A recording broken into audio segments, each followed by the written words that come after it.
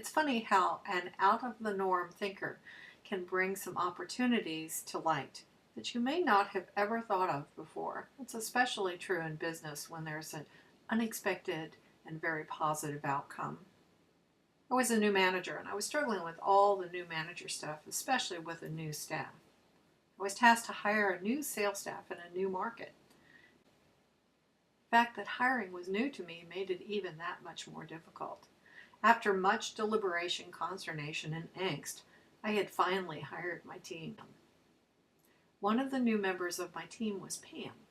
She'd never been in sales before. In fact, she'd never worked in a professional environment in her entire life.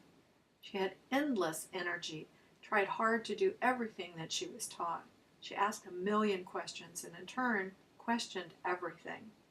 She was a bit of a character with a West Virginia twang that was really hard to miss.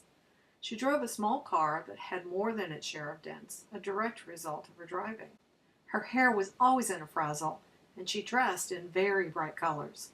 You could see and hear her coming from a mile away. Everyone thought I was out of my freaking mind for hiring her. Against all odds, she was very successful, outselling everyone on the team, even the ones with experience. She had become a rising star in my company because of her success, and she loved all the attention. The fact that I was the one that hired her against everyone else's opinion was pretty cool, too. Every 6 months, the company would pull the salespeople together for a general sales meeting, general training, and also have a few reps talk about their success. We had just finished up the year, and Pam had done an amazing job, and her numbers were unbelievable, especially during the Christmas and New Year's holidays. As a result of her rapid success, she was asked to speak at the meeting. She was not very happy about this. It made it very clear. She was worried about what the other salespeople would think of her. So we went shopping and did a mini makeover. It wasn't a complete transformation, but she was satisfied and decided it would be okay if she spoke at the meeting. The day of the meeting arrived, and all the numbers had been posted. Pam was on top for the last half of the year. The meeting had progressed, and it was time for Pam to speak. She had practiced her speech and felt she would do okay.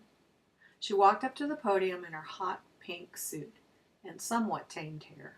Her peers just stared in disbelief. You could almost hear what they were thinking. How in the heck could this woman have done these kind of numbers? And then there was the quiet snicker that went along with that. She stood at the podium looking more than nervous, and then she began her talk. Hi, y'all, and so it went with her unique vernacular. There was much snickering and a few very unkind thoughts that were quietly voiced. It was time for the questions and answers. No one asked any questions. My boss stood up next to the podium. She was just about to leave when someone from the back stood and asked, Pam, how are you able to sell that much during the holidays when that is traditionally a terrible time to make sales? She blinked, looked at the one with the question, and then directly at me and said, You never told me that. The room exploded with laughter, and Pam turned red. Then the one with the question said an amazing thing. I think that's awesome, and so are you. Pam beamed. It was a great lesson for me. Not all that you believe is true. Not all that you're told has value. Most importantly, don't always buy into what others believe. It may be the very thing that's stopping you and me from achieving success. In Pam's case, she wasn't aware of the holidays being a bad selling time and just kept on selling.